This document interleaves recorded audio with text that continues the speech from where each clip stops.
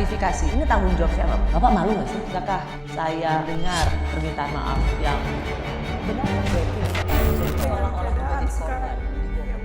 Anda menyaksikan program Rosi. Kali ini dalam rangka merayakan ulang tahun Kompas TV. Menapaki perjalanan selama 13 tahun, Kompas TV terus berkomitmen menjadi televisi berita yang dapat dipercaya dan jadi panduan informasi bangsa.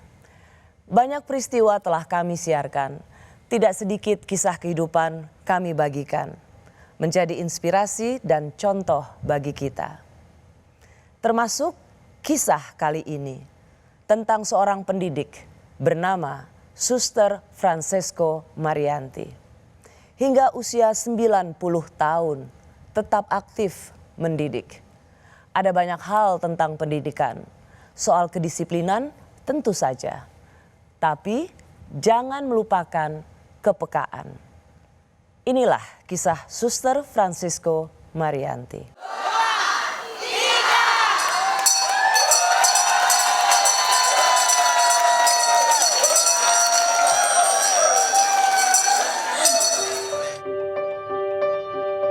Inilah Homecoming Day Santa Ursula, Desember 2023.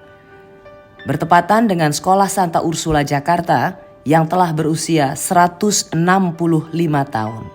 Bintang utama acara ini adalah Kepala Sekolah SMA Santa Ursula sejak tahun 1973 hingga 1998. Siapa lagi kalau bukan Suster Francesco Marianti? Nama yang begitu lekat bagi para alumni Santa Ursula. Kita berada sampai di titik ini karena kita pernah dididik di Santa Ursula. Saya juga bangga semuanya. Ya, dan saya kira itu adalah juga bukan hanya saya, Anda yang juga hebat, yang bisa mengembangkan diri Anda seperti itu. Saya juga banyak berubah karena Anda. Saya juga banyak bertumbuh, berkembang karena Anda semua. Secara khusus, Suster Francisco berdialog di depan alumni yang lulus SMA Santa Ursula di tahun 1960-an hingga yang ia sebut dengan cucu-cucunya. Kita sekarang Homecoming Day merayakan 165 tahun Santa Ursula. Yang kumpul di sini ada yang panggil tante, kakak, mbak. Tapi kalau buat suster, ini semua yang berkumpul adalah cucu-cucu.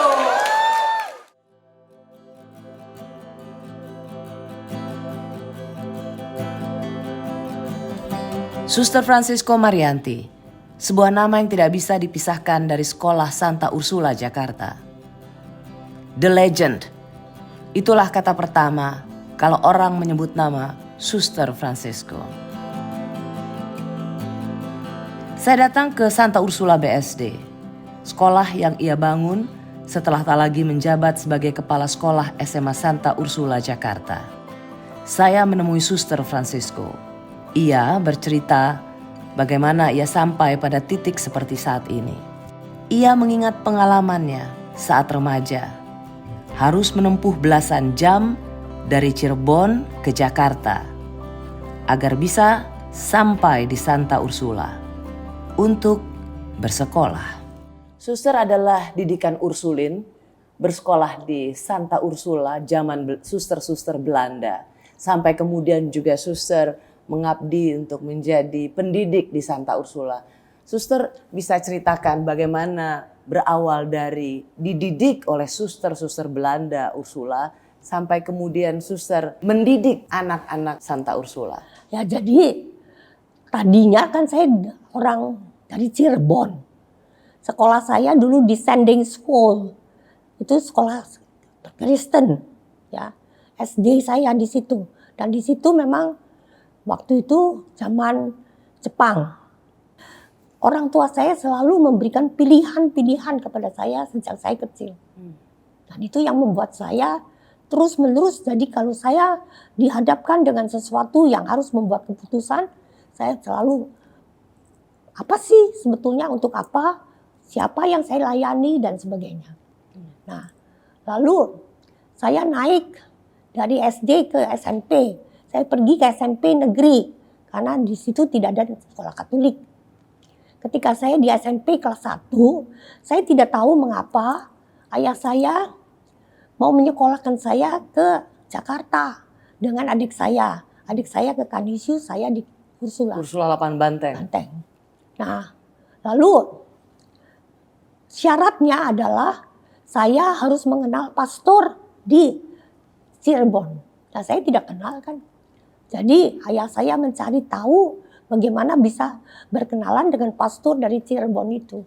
Jadi kami pergi ke pastoran, lalu pastornya mengatakan, begini, kalau mau kamu datang hari Minggu ini ke gereja, ya nanti sesudahnya kamu lihat. Nanti saya bisa beri tanda tangan supaya kamu bisa masuk ke Ursula dan ke Kanisius.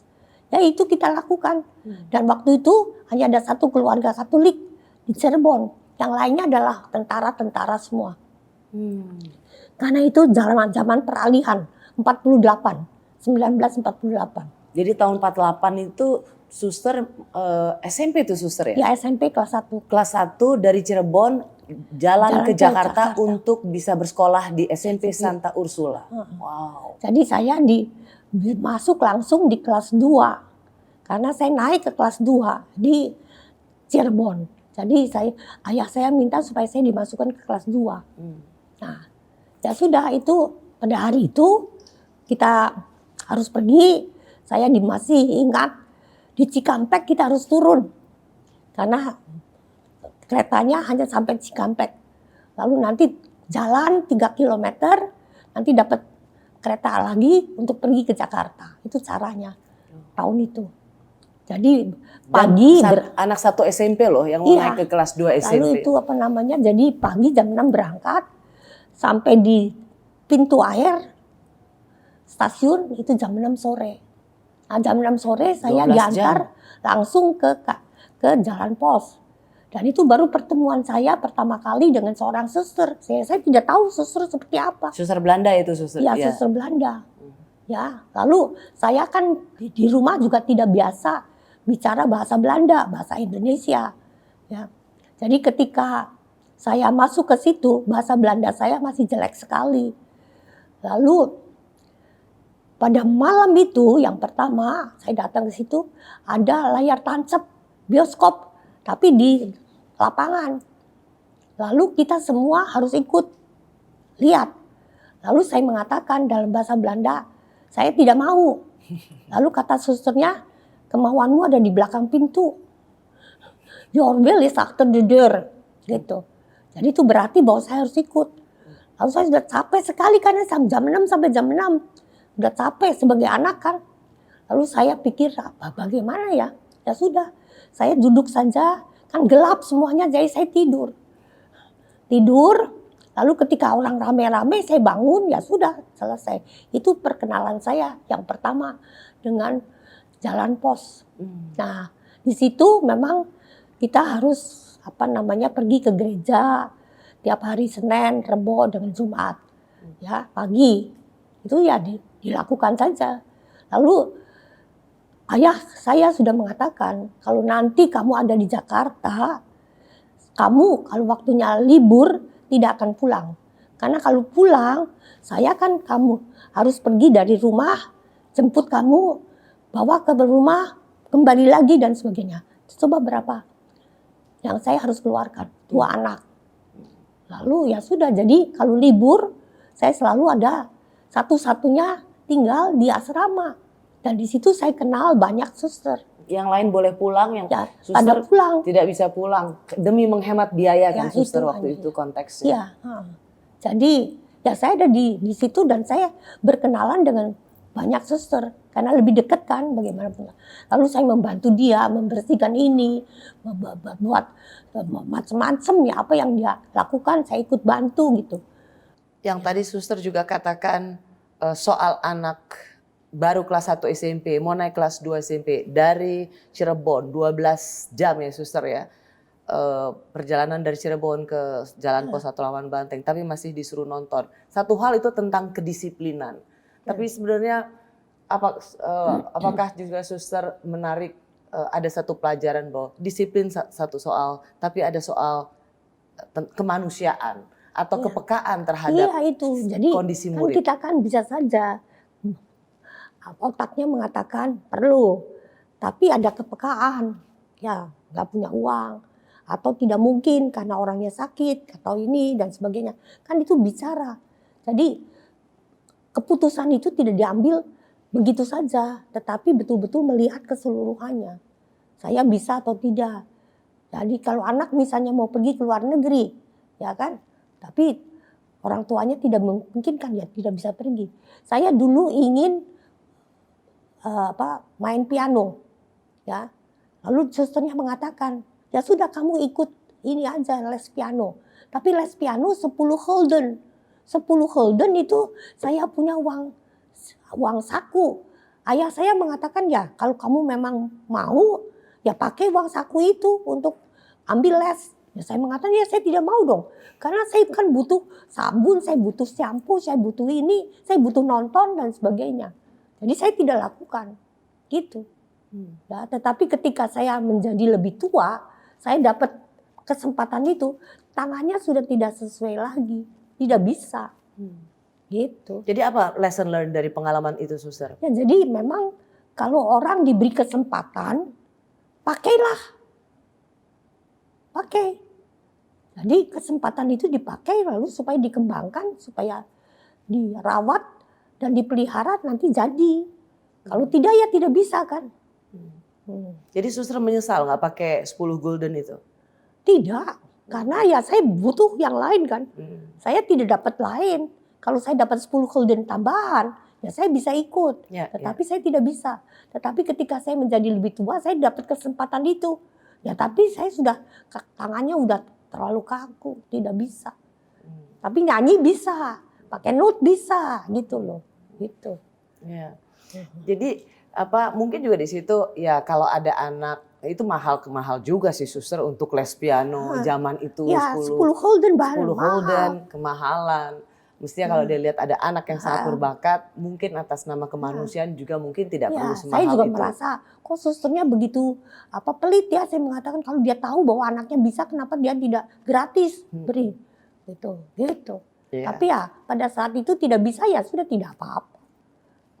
Itu enggak, suster, interaksi suster dan bagaimana suster melihat kebijakan-kebijakan suster Belanda di zaman itu masuk ke dalam pikiran suster dan kemudian menjadi salah satu yang suster refleksikan dengan koreksi. Kedisiplinannya ya, itu pasti. Ya, lalu kejujuran dan kepekaan atau kemanusiaan itu suster. Ya, itu. Karena saya mengalami sendiri waktu itu suster, uang sekolah saya di masa itu tahun awal 80-an ya oke, bisa mahal karena saya masih punya ayah.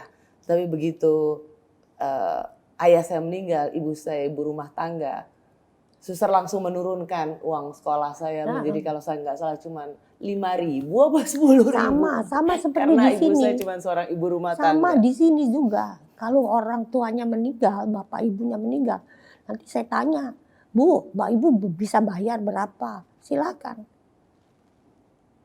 Bisa bayar berapa? Karena saya kan tidak tahu berapa. Yang mampu biasanya suster kejar tuh, ayo bayar mahal. Tapi kalau memang suster tahu ada ketidakmampuan dari satu keluarga untuk menyekolahkan anaknya di Santa Ursula, itu suster dengan sangat karena saya bisa mengatakan ini karena saya mengalaminya dan ibu saya sangat terharu waktu itu suster. Tapi karena itu ibu saya tidak bekerja ada satu dan ayah saya anak meninggal. ya, satu anak si Medi. Itu dia sudah lulus lalu mau daftar sebagai dokter, nggak punya uang. Lalu saya mengatakan, uangmu berapa? Saya tidak punya uang suster, ayah saya tidak bisa beri. Berapa butuhnya? 125.000. Ya sudah, saya pinjemin kamu, nanti kalau kamu punya uang kamu kembalikan. Dah, kamu daftar jadi dokter, sekarang jadi dokter. Wow, uangnya udah dikembalikan suster? Enggak dikembalikan karena saya mengatakan tidak usah. Kalau begitu nanti kalau suster periksa nggak boleh bayar. Oh, memang dia baik sekali. Jadi dia sekarang jadi dokter apa kaki anak-anak dibetulin. Siapa yang menyangka seorang Francesco di masa remaja adalah remaja putri yang ia sebut nakal. Tidak bisa diam, aktif mengikuti banyak kegiatan sekolah. Ia tidak mau jadi kutu buku. Memang ketika saya duduk di kelas 2, bahasa Belanda saya jelek. Saya dapat angka 3. Lalu suster yang mengasuh saya di asrama mengatakan, kamu tidak bisa meneruskan, kamu harus turun. Oh, nggak naik kelas maksudnya? Iya, turun kelas. Saya mengatakan, saya pikir kok kamu yang mengatakan, direktris saya tidak mengatakan apa-apa. Diam saja, kok kamu mengatakan itu? Saya pikir, enggak, saya tidak mau. Karena direktris saya tidak mengatakan itu. Lalu saya belajar. Satu bulan kedua saya dapat 6. Lalu saya perlihatkan kepada susternya, nih. Jadi saya tidak usah turun ya sekarang. Jadi saya naik nomor 2. Ya, jadi ranking 2. Karena yang lainnya bagus, hanya itunya yang jelek. Nah, dari situ saya mulai memikirkan kalau saya mau naik, saya mau ranking 2, saya bisa lakukan ini. Saya tidak mau ranking 1. Kalau ranking 1 nanti saya menjadi kutu buku. Daripada kutu buku saya bisa melakukan semuanya yang lain daripada membaca buku. Jadi saya ikut dengan paduan suara, saya ikut dengan voli, saya ikut dengan kegiatan ekstrakurikuler, macam-macam. Ada perpustakaan, ada namanya juga tonel, ya sandiwara, main sandiwara segala. Nah itu bagi saya itu, jadi saya menyenangkan banget daripada hanya baca saja. Dan saya usahakan tiap kali naik ranking 2. Dan saya lakukan itu. Itukah yang menjadi dasar suster mendidik itu putri-putri Santa Ursula? jadi, bahwa pintar saja tidak cukup, jangan jadi kutu buku, tetapi juga harus aktif. Iya itu. Suster, saya ingat waktu itu suster menceritakan pada saya, karena tadi suster juga sudah sempat singgung, hari libur nggak bisa pulang ke rumah orang tua karena nggak punya uang dan harus menghemat. Mau nonton sama teman-teman sebaya suster waktu itu di asrama, tapi nggak ada yang berani ngomong. Takut dengan suster-suster Belanda. Waktu itu hanya suster yang berani ngomong sama suster Belanda untuk bilang, saya mau nonton. Kelas mau datang ke Santa Ursula perkenalan dengan suster Belanda juga, suster mengatakan bahwa saya tidak mau nonton film layar tancap ini, saya capek, saya mau keluar. Dan kata suster Belanda itu, keinginanmu di belakang pintu, yang artinya tidak bisa. Kenapa suster begitu berani? Padahal suster-suster Belanda itu begitu galak. Ya. Apa sebenarnya? Ya itu terus terang saja itu integritas ya. Jujur aja. Jujur kan. Ya jadi kalau saya tidak mengerti, dulu saya tidak mengerti mengenai 100% Katolik, ya saya tanya kan. Apa itu 100% Katolik? Dia sendiri tidak tahu. Apa 100% Katolik? Yang dimaksud Belandanya ini ya. Iya, yang dimaksud oleh ayah saya kan dia tidak mengerti. Maka itu dia mengatakan tanya kepada Yesus nanti. Kalau waktunya komuni pertama. Ya itu. Kan susternya juga tidak tahu semuanya. Jadi suster yang mengatakan kalau memang kita punya satu pikiran tertentu, ya katakan saja dan berani. Dan jujur. Ya itu kadang-kadang mereka tidak, orang Jawa kadang-kadang tidak mau. Ya kan kita harus poles, pakai macam-macam supaya lebih bagus. Alah, saya make it easy, just it. Itu saja sudah. Dan bagaimana suster itu jujur, berani saja mengatakan apa yang kita pikirkan, ya masalah tidak diizinkan ya sudah, tidak apa-apa. Tidak apa-apa. Itu, tapi dia tahu bahwa kami ingin pergi. Tapi kalau dia mengatakan, ya persisnya apa? Nah, kita harus bisa mengatakan alasan-alasan. Kadang-kadang orang ditanya itu persisnya apa? Nggak tahu. Nah ini, nah, itu lucu. Jadi kalau kamu minta, ya kamu harus tahu alasannya apa. Mengapa itu diperlukan. Nah, Misalnya saja, di sini juga kadang-kadang ada film yang guru harus lihat. Ya saya mengatakan coba beberapa orang lihat dulu, bener nggak? Karena saya nggak bisa lihat karena terlalu jauh. Kamu lihat, lalu kamu bilang, patut nggak ditonton oleh yang lain? Kalau patut silakan pergi semuanya. Kenapa tidak? Gitu. Tidak memiliki latar belakang keluarga Katolik, tapi Fransisco muda tergerak untuk jadi Katolik. Sang ayah hanya berpesan, mau jadi Katolik ya harus 100%. Nah dari situ saya mulai, coba saya belajar apa sih itu agama Katolik ya. Lalu saya belajar, sudah 1 tahun saya duduk di kelas 3. Susternya bilang, sudah cukup. Sekarang bagaimana, kamu mau dipermandikan atau tidak? Waduh, saya mengatakan, kok sekarang lagi permandian lagi. Jadi saya kali ini tulis surat kepada ayah saya. Ayah saya balas, kamu boleh dipermandikan asal kamu menjadi 100% Katolik. Nah, saya nggak ngerti apa itu 100% Katolik. Ya sudah, saya bilang sama susternya, saya harus menjadi 100% Katolik. Bagaimana suster? Saya juga tidak tahu dia mengatakan apa yang ayahmu maksudkan. Tapi tanya kepada Yesus nanti pada komuni yang pertama. Minta kepada dia supaya kamu menjadi 100% Katolik. Lalu saya minta, ya sudah jalan terus. Dan hidup terus berjalan. Hatinya tergerak ingin jadi biarawati Katolik. Tapi ada risiko pahit yang harus ia jalani. Sudah itu di kelas 2 SMA kita retret. Retretnya di Sukabumi. Sukabumi waktu itu belum dipakai. Itu baru pertama kali dipakai oleh kelompok kami. Retret. Nah itu bicara mengenai panggilan. Nah pastornya bicara mengenai panggilan. Ya lalu saya mengatakan panggilan itu apa ya? Tadinya saya hanya mau menjadi dokter. Nah panggilan dibicarakan. Lalu saya tanya kepada pastornya, pastor, kan saya tahu saya itu nakal sekali, saya suka macem-macem ya di kelas itu supaya kelasnya sedikit bergerak gitu loh. Nah, lalu bagaimana? Masa saya bisa jadi suster? Saya mengatakan, why not, kata dia. Ya, dalam bahasa Inggris.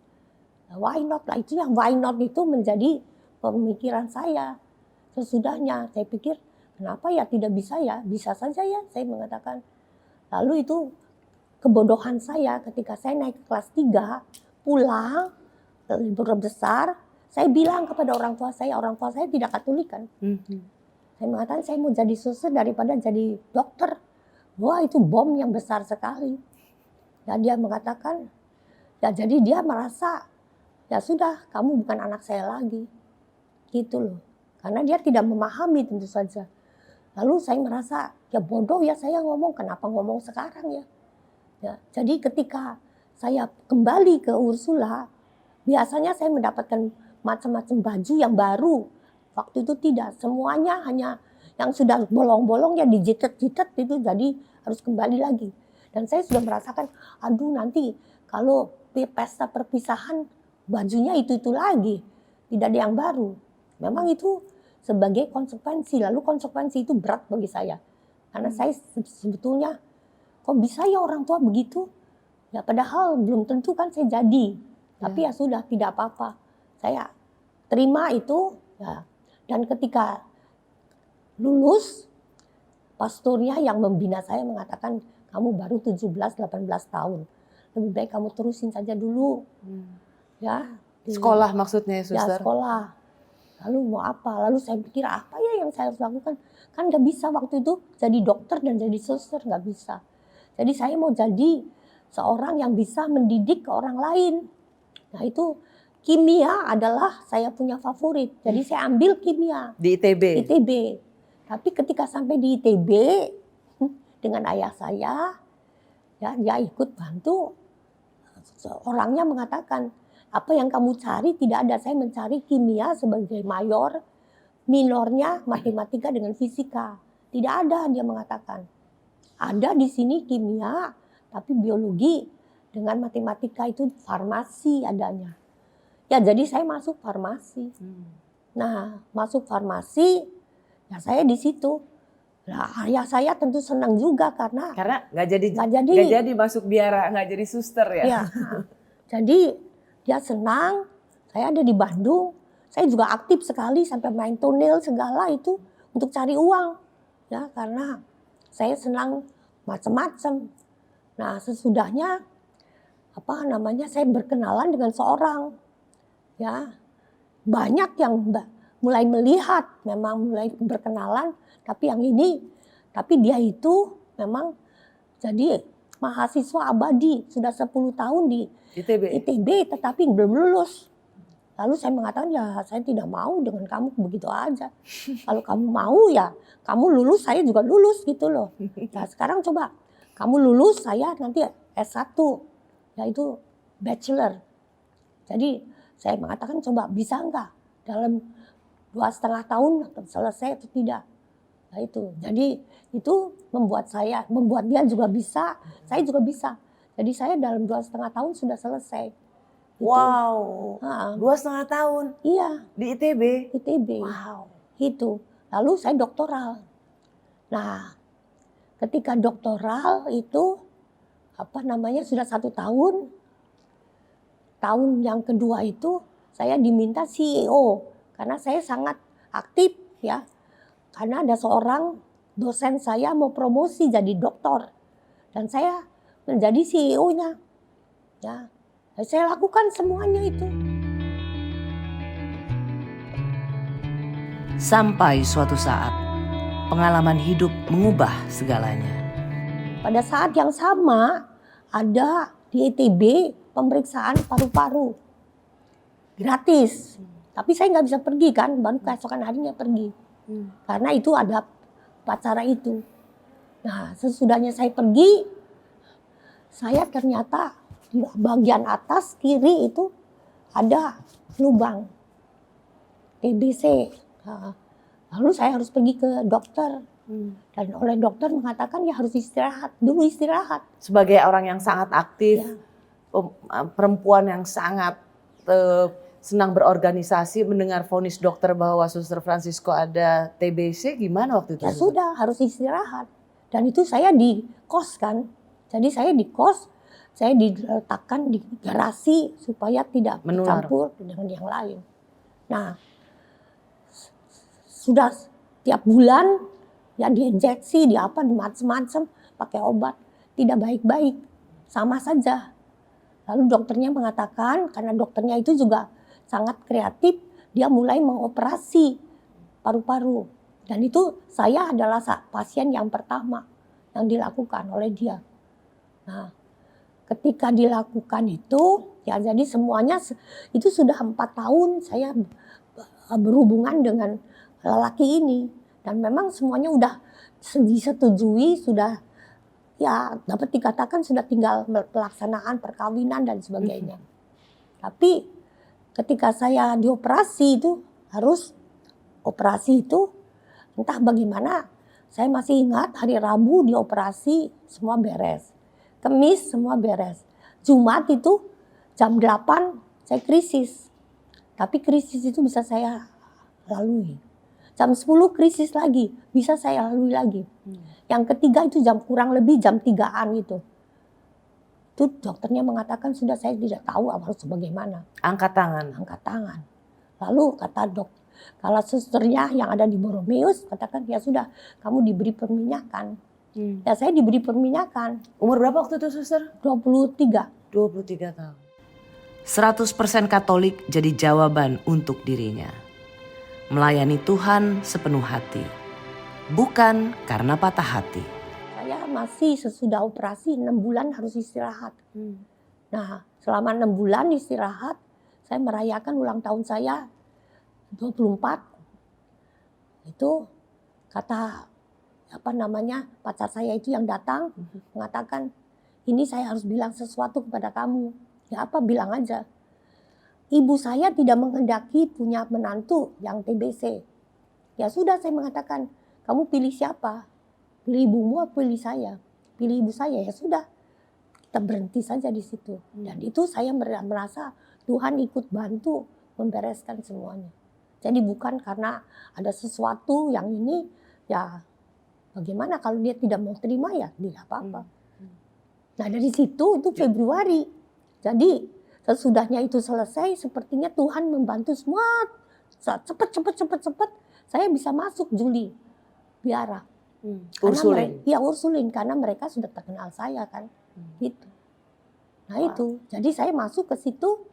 Ya sudah, mereka kenal saya dan sebagainya. Tapi ya bukan karena broken heart, bukan apa ya. Tapi karena betul-betul ya Tuhan sendiri yang menghendaki.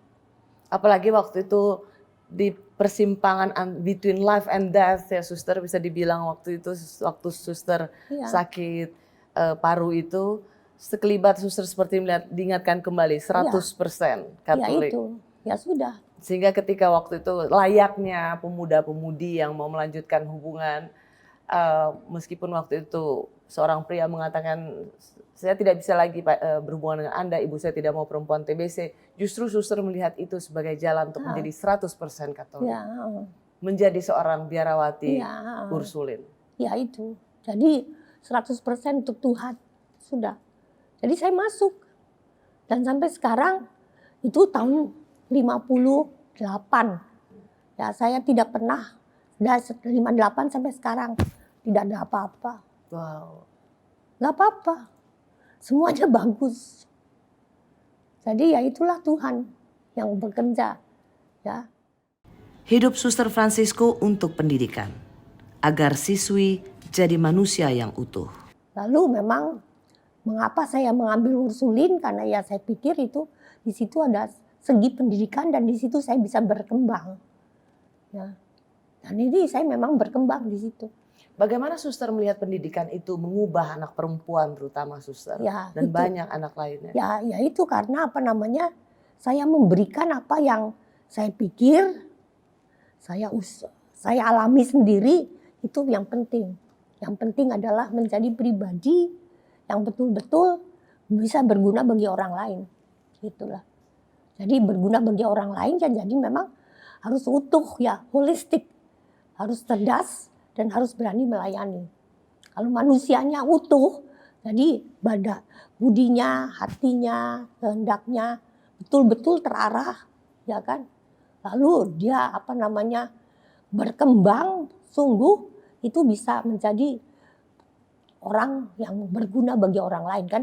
Kita diciptakan bukan untuk kita diri sendiri. Kita dapat banyak, itu bukan untuk diri kita sendiri, untuk justru orang lain. Itu pelayanan, itu serviam.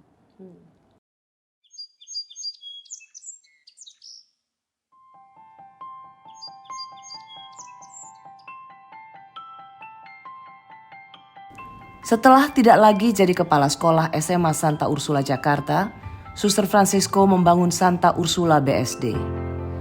Ia bercerita tentang konsep awal membangun Santa Ursula BSD yang terus berkembang hingga kini. Santa Ursula BSD luar biasa. Ini bisa dibilang salah satu masterpiece dari seorang Suster Francisco. Ya memang dengan sengaja ini kan dulu tahun 1990 mulai dibangun ya. Jadi saya tahu bahwa di Kompas TV, di Kompas tiap hari ada ulasan tentang BSD. Dan saya baca tiap hari mulai 1 Januari, 16 Januari BSD dibuka. Lalu saya mau lihat seperti apa. Lalu saya memang datang ke sini untuk mencari rumah untuk guru. Supaya guru-guru mempunyai rumah yang layak untuk mereka sebagai guru. Lalu saya datang ke sini, memang ada sih, saya beli 3 rumah. Ketika saya mau bayar keesokan harinya, Pak Budiarsa itu mengatakan, itu menantu dari Pak Ciputra, loh, suster dari Santa Ursula, kan saya sudah minta supaya Santa Ursula minggir kemana? Minggir ke BSD. Kan saya sudah tulis surat kepada Monsinyur Uskup Jakarta. Saya mengatakan, aduh, kita sih tidak mikir-mikirin untuk mengenai sekolah yang baru karena kita kekurangan orang untuk betul-betul menghandle, ya memanage sekolah itu. Lalu sesudahnya saya cerita kepada pemimpin saya. Pemimpin saya merasa penasaran. Dia telepon, Bapak Uskup, bagaimana Bapak Uskup? Ya, saya sudah dapat surat. Ya, jadi kalau bisa kalian minggir aja dah, sudah minggir. Minggir, ya sudah. Lalu dia mengatakan, kenapa tidak ya? Kalau memang Bapak Uskup menghendaki demikian. Mencoba. Lalu saya mengatakan, ya terserah. Bagaimana Anda mau melaksanakannya? Lalu dia mulai tanya-tanya sana-sini. Sampai menulis ke Roma, sejauh mana boleh tidak. Vatikan maksudnya? Roma itu generalat dari kita. Oh, Ursulin. Ya. Lalu dia mengatakan, ya silahkan kalau memang harus minggir aja. Lalu saya mengatakan, uangnya dari mana nih? Kan kita nggak punya uang untuk begitu aja. Lalu kalau menurut hemat saya, kalau kita minggir ya, kita harus punya milik kita sendiri. Jangan diberi oleh mereka. Nah memang ketika saya tanya, bagaimana? Dia mengatakan ya dapat 3.000 meter untuk sekolah. Buat apa sih mengatakan 3.000 meter? Nah suster mintanya berapa? 5 hektar. 5 hektar? Iya 5 hektar. Ini kan sekolah bukan untuk 1 tahun. Untuk 50 tahun kemudian saya mengatakan. Suster sudah berpikir ya. Ini tidak boleh lalu hanya saya mengatakan, 1 tahun, kan 2 tahun. Perlu ruang parkir. Ruang parkirnya bagaimana? Kan harus ada ruang parkir. 1 hektar harus ruang parkir. Nah, lalu dia mengatakan, ya tidak bisa ya, kalau tidak bisa ya berikan saja kepada kongregasi lain, tarekat lain. Nah sesudahnya dia datang lagi. Bagaimana kalau 2 hektar? Wah masih kurang. 5 hektar. Negosiasinya cukup lama. Ya, saya membayar 3 rumah, tapi dia bolak-balik bicara mengenai sekolah itu. Lama-kelamaan dia mengatakan, baik suster, kita beri 4 hektar, 3,5 hektar. Nanti sesudahnya tahun depan kita beri lagi. Tapi betul atau tidak? Harus hitam putih, saya mengatakan tulis bahwa itu benar-benar akan diberikan. Lalu harganya berapa? Lalu suster mau bagaimana? Ya beli, saya mengatakan. Meskipun nanti uangnya dari mana saya tidak tahu. Ya, jadi dulu masih 20.000 per meter persegi. Bayangin. Ya, sekarang sudah jutaan di sini. Karena ini jalan besar. Jadi maksudnya minggir, biar Santa Ursula tuh minggir dulu. Dia ya, ke daerah pinggiran Jakarta. Itu. Nah, lalu sesudahnya ya kami memang kan diberi. Lalu tahun berikutnya kita diberi lagi. Tapi dia mengatakan harganya sudah naik. Loh kok naik? Baru tahun lalu 20 sekarang naik berapa? 40. Karena sekarang untuk yang luar saja sudah tinggi sekali. Ya sudah kita beli. Kita beli dapat 4,5 hektar. Dan dapat 10 rumah. Setiap rumah 10 juta. Untuk guru-guru. Jadi tidak saja soal murid, bagaimana sarana perparkiran itu juga suster pikirkan, dan rumah bagi para guru. Suster, mengapa suster begitu mencintai pendidikan? Ya karena saya pikir dengan pendidikan, kalau saya mendidik, saya juga dididik oleh murid. Jadi kalau saya bisa membuat anak tumbuh, saya juga tumbuh sendiri sebagai pribadi. Dan itu saya kira sangat penting sekali karena dengan banyak mendapatkan murid, saya belajar dari mereka banyak dan saya menjadi juga lebih, ya bagaimanapun juga lebih up to date dan lebih memahami mereka dengan segala macam kesulitannya, dunianya, segala.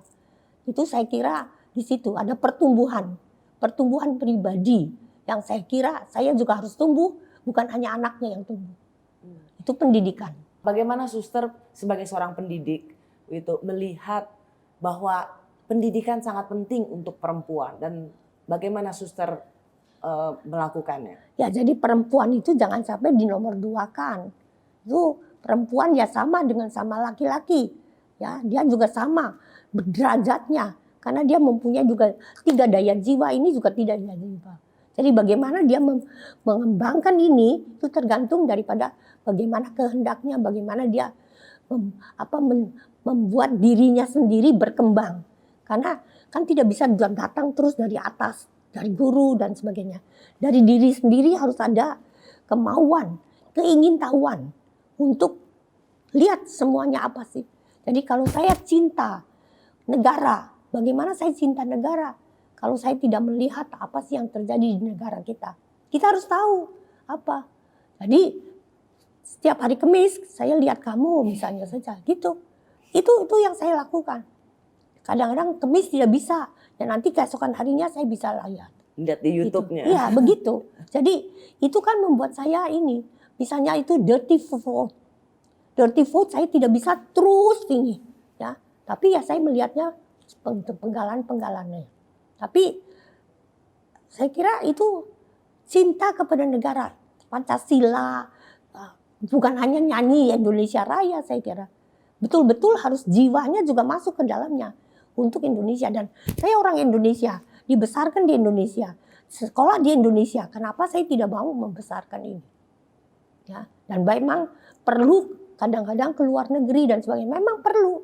Dan itu saya kira sama seperti dulu saya juga live-in segala itu di Filipina. Itu kan saya coba juga melakukan di sini. Gitu loh. Jadi belajar dari macam-macam cara untuk mengembangkan seorang supaya orang itu berguna bagi orang lain. Jadi jangan untuk dirinya sendiri, untuk keluarganya. Tetapi betul-betul dia diciptakan bukan untuk dirinya, bukan itu. Tetapi diciptakan supaya mencintai Tuhan, mencintai sesama, mencintai negara, mencintai lingkungan. Ini. Dan lingkungan itu penting. Bagaimana suster melihat bahwa dengan pendidikan seperti ini yang tadi suster katakan itu dapat mengubah manusia? Bisa. Banyak. Ya, memang mungkin tidak dapat dilihat lah instan.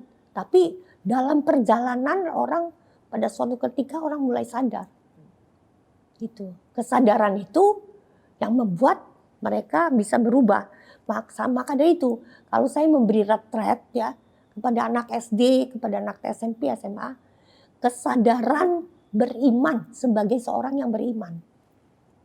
Nah, sebagai nanti Pancasila, ya kesadaran kamu sebagai orang Indonesia itu apa?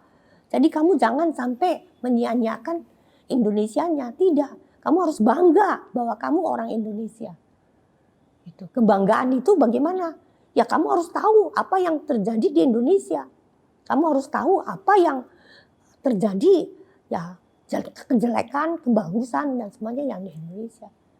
Bagaimana negara kita juga berkembang semuanya. Bukan hanya pendidikannya tetapi ekonominya, budayanya segala. Itu kan menyatu semuanya, lingkungannya. Ada dua hal suster yang kalau dari saya melihat bagaimana suster mendidik anak-anak Ursula. Itu tidak melulu soal ya itu yang penting adalah tentang membaca, menulis dan berhitung. Tetapi ada lebih jauh lagi soal satu berkarakter. Itu nanti saya ingin juga tanyakan suster. Tapi yang kedua adalah mencintai lingkungan. Mengapa sejak dulu dari bisa dibilang puluhan tahun silam suster sudah memasukkan bagaimana mencintai lingkungan ini sebagai bagian dari mendidik. Ya tapi itu lingkungan itu kan juga ikut mendidik saya. Lingkungan itu hidup. Jadi saya hidup, dia hidup. Sama-sama hidup. Lalu bagaimana kita bisa saling menghayati kehidupan itu. Ya, ini seperti di sini. Ya, itu 40% semuanya adalah hijau. Kenapa? Ya kita butuh udara yang segar. Kalau tidak ini bagaimana? Apalagi untuk anak-anak kecil. Dia butuh tempat untuk bermain. Keluar. Itu di mana? Sekarang mereka tinggal di apartemen-apartemen. Kalau dia tidak punya sesuatu di mana dia bisa berlari-lari, naik sepeda segala, ya bagaimana? Itu harus diberikan kepada mereka. Ya sama. Ya, seperti kalau kita tidak punya, ya kita harus menciptakan terobosan-terobosan apa. Yaitu pergi keluar atau bagaimana gitu loh. Jadi itu memang harus dicari, harus kreatif karena apa yang kita tidak punya kita cari di tempat lain, kita buat di tempat lain gitu. Dan itu memang harus dilakukan. Dan lingkungan adalah ya sesuatu yang hidup. Nah, kita harus hayati itu, kita juga harus hidupi itu. Dan kalau kita lingkungannya bagus kan kita hidup juga lebih baik kan. Karena terbukti sekarang kita punya isu tentang global warming, tentang lingkungan hidup yang rusak. Tapi sesungguhnya dari sejak dulu suster sudah memasukkan bagaimana mencintai lingkungan hidup itu, tidak merusak lingkungan hidup. Dari sekian puluh tahun lalu itu sudah menjadi salah satu didikan suster. Itu suster lihat, inilah sekarang yang juga suster tanamkan di anak-anak Ursula sejak kecil ya suster. Ya itu, jadi di sini mereka mempunyai hidroponik ya. Lalu juga ini sampah itu pemilahan sampah. Ya. Lalu dari banyak pohon ada banyak daun-daun dijadikan kompos. Ya, jadi bagaimana dia itu membuat itu menjadi kompos dan apa yang mereka harus lakukan dan kompos itu. Jadi dijual dan sebagainya.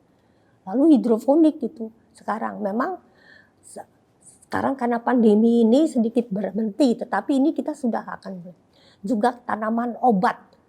Jadi kita punya tanaman obat supaya dari apa yang kita tanam kita bisa ambil di situ apa yang kita bisa pakai untuk obat kita.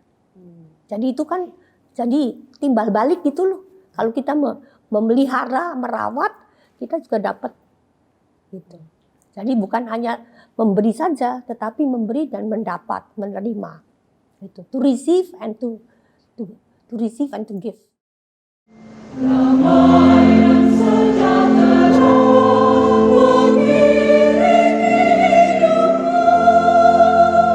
Ciri khas Suster Fransisco adalah detail. Ia mencatat, mengingat, dan memantau satu persatu. Kegiatan anak didiknya di Santa Ursula BSD tidak pernah lepas dari perhatian dan pantauannya. Semua acara harus dipersiapkan dengan baik, termasuk untuk perayaan misa 90 tahun Suster Fransisco.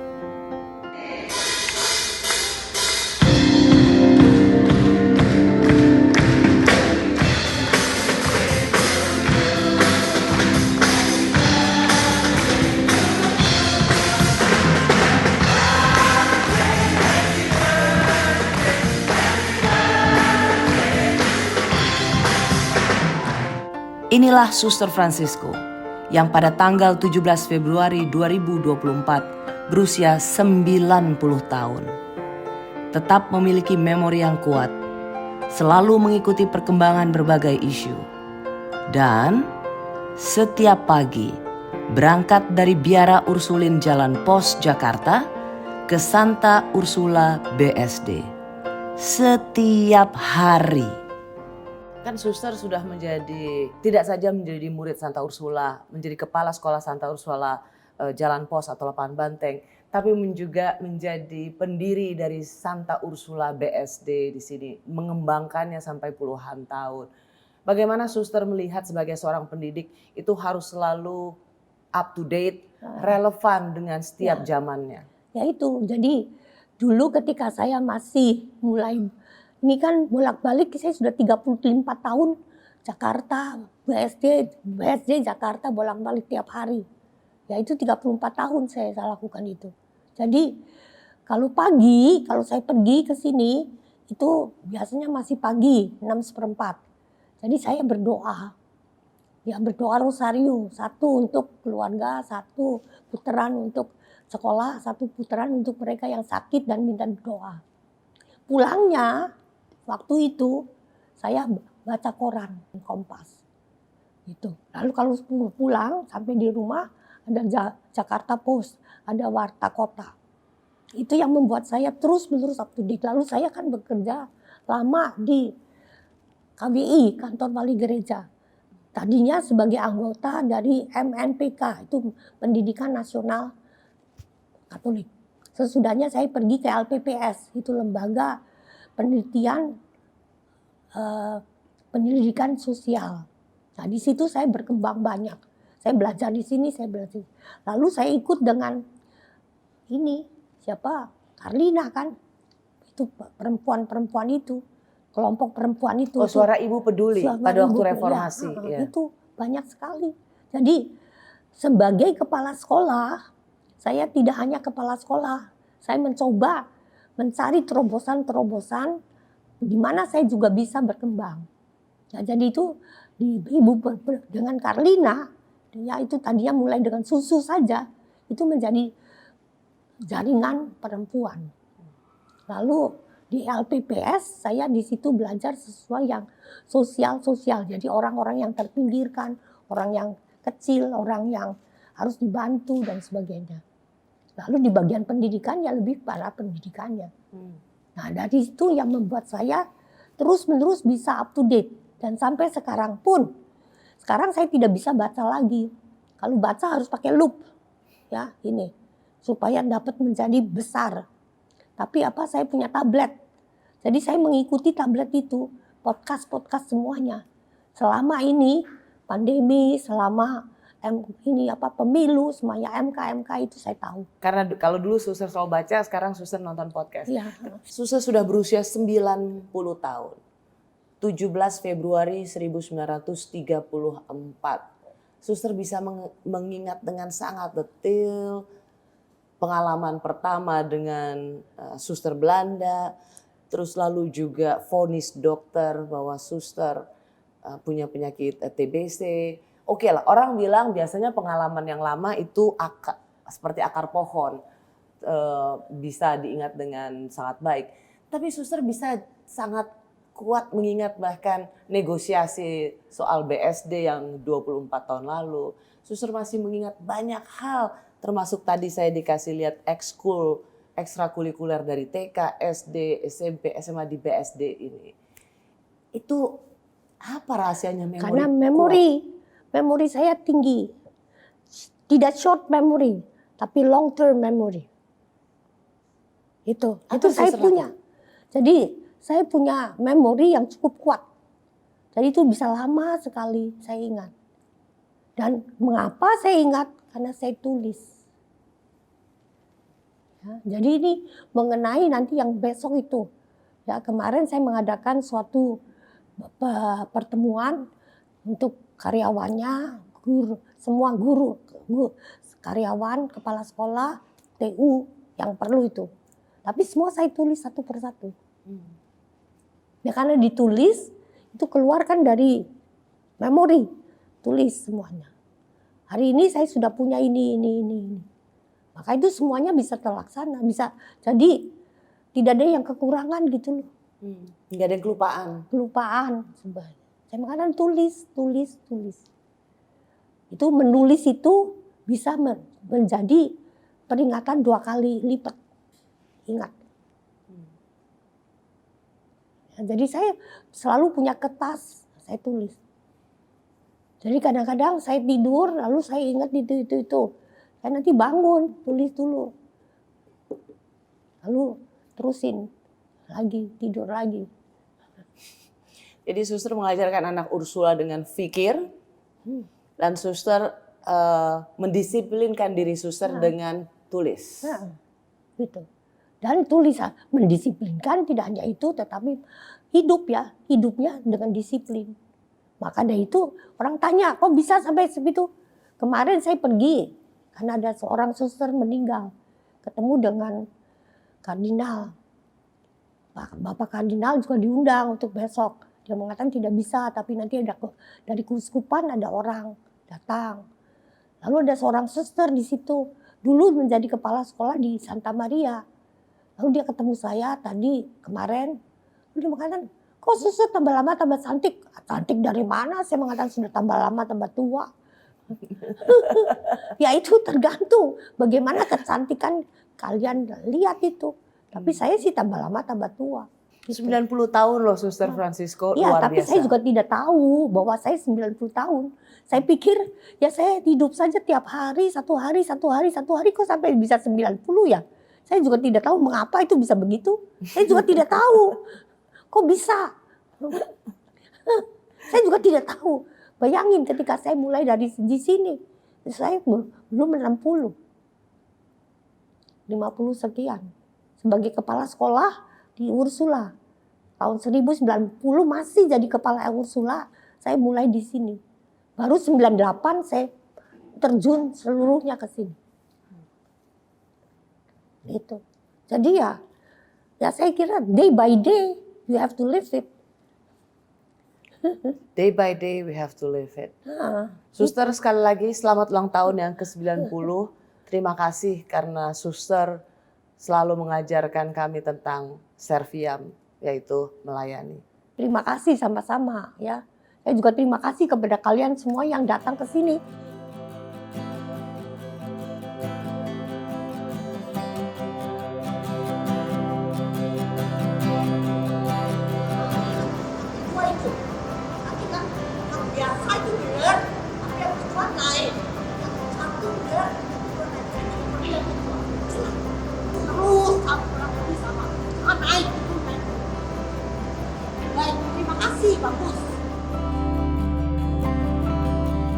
Suster Francisco Marianti, selamanya serviam, selamanya mengabdi.